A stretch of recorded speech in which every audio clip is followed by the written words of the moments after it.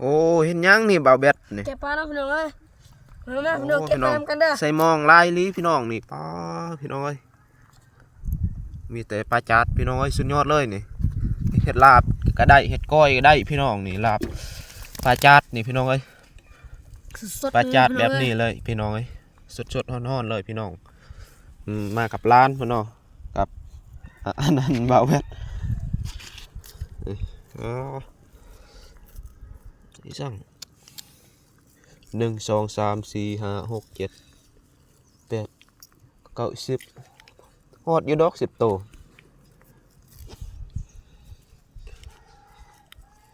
นี่สุดยอดเลย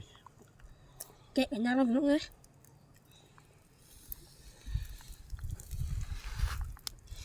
ยากเลยยากเลยว่าแบบว่าเนาะได้อยู่